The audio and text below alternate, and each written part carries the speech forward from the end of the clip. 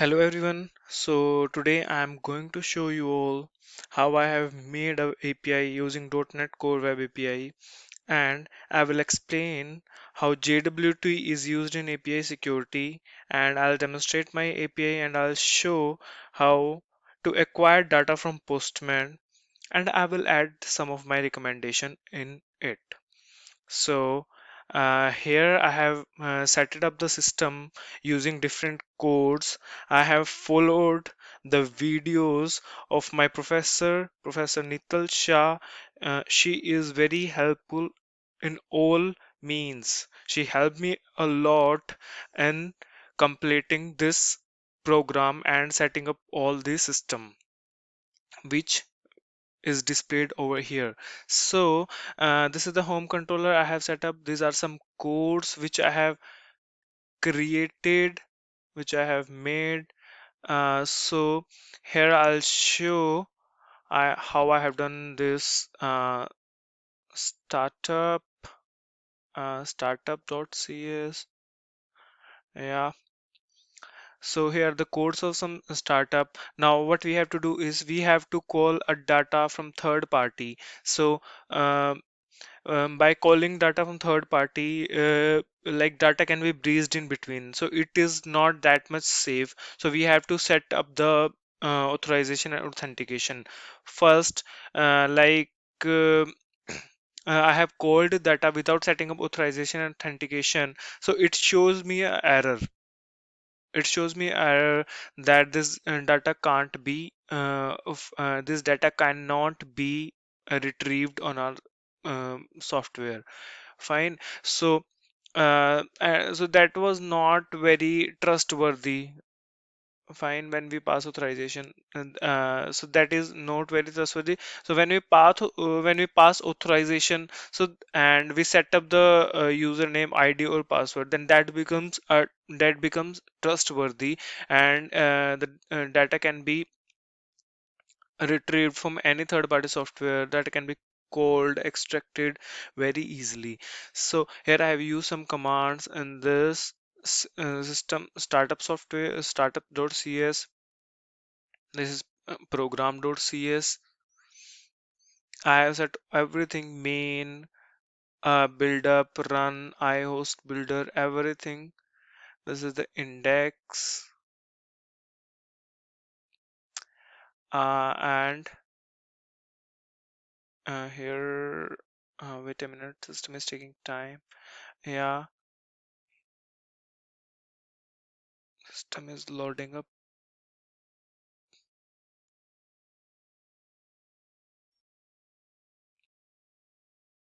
This is the index which I have used.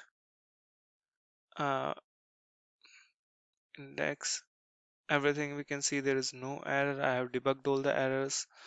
This is C transformations.cs. Means we can say properties launched setting.json. I have used JSON because it is very trustworthy. Uh, Custom requires CS authorization policy. Here I have set authorization policy builder extension, custom policy has shown this, like what it is going to do, this everything is in it, and like how custom authorization policy provider, what we have to do in this, how is its authorization, first name, last name, split, like security, everything is being set up over here, and uh, I have removed all the errors. So now what we have to do is we have to run our program. So it is taking time as it is a very heavy software. It start running, it is ready.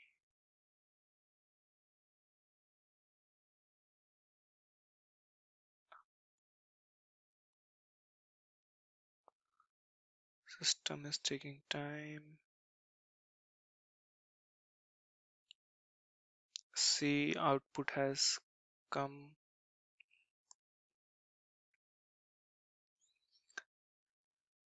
Output is loading. This is the heavy software, so that's the reason.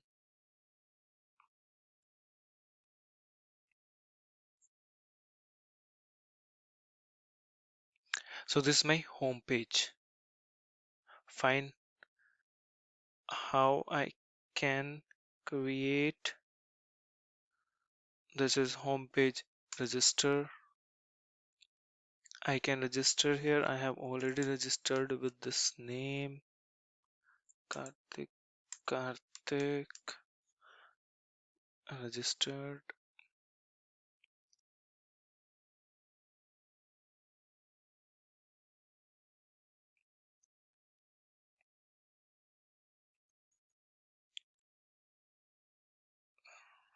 So, and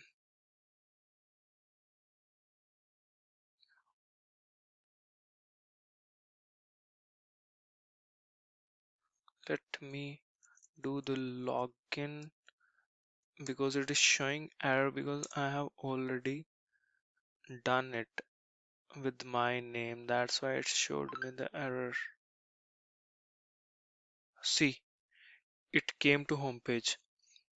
Yeah, lastly it was showing error in the registration because when I was setting, I was doing setting up of the system. So I have already registered with this name. So that's why it showed me error. Fine. So I can directly log in by this command. I will write Karthik, Karthik. I will log in and I'll go to my home page. Fine. So in this software, what we have to do is uh, we like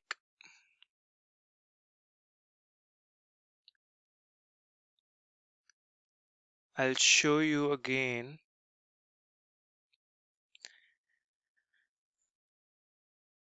Uh, we have to use the JW token.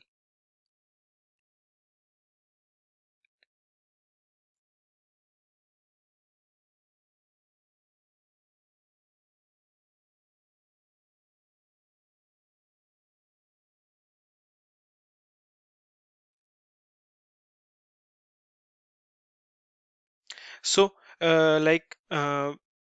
these are three things which I have shown to you. Uh, that is first my home page, then a register page, then login page, and this one I am showing server page. In this, what we have to do is we got a token from this server page by putting the slash authorization slash go to slash authorization. Then we'll find out this token which is known as JWT, JSON Web Token. So how this token is used? So this token is very important. JSON Web Token is used is a it's a URL secure method of representing claim to be transferred between two parties.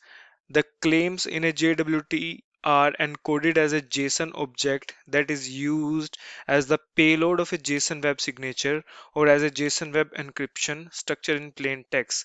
This enables the claim to be digitally signed and integrity protected with a message authentication code.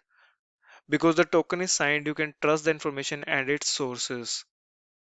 The JWT validation policy validates the signature of the token and assert the values of the claim of all incoming requests by using a JWT with JWS format. The policy does not validate JWT that uses JWE. So this is how JWT is used in API security. So this is my this is my API. So I'll call I'll acquire or I'll extract data from Postman using this API. So what I'll do is I'll put the link here in the get, and we will get the data on the Postman, which was stored in the form of API by doing this. Okay, so um, talking about my recommendation for authentication method, I would recommend OAuth 1.0a is the most secure of the three common protocols. OAuth 1 is a widely used, tested, secure, signature-based protocol that uses a cryptographic signature, usually HMAC SHA-1 value that combines the token secret, none, and other request-based information. The great advantage of OAuth 1 is you never directly pass the token secret across the wire, which completely eliminates the possibility of anyone seeing a password in transit. This is the only one of three protocols that can be safely used without SSL, although you should still use SSL if the data transferred is sensitive. However, this level of security comes with a price. Generating and validating signature can be a complex process. You have to use specific hashing algorithm with a strict setup of. However, this complexity is not often an issue anymore, as every major programming language has a library to handle this for us. So thank you so much. This was all my presentation uh, and this was all about my task one of final project. Thank you.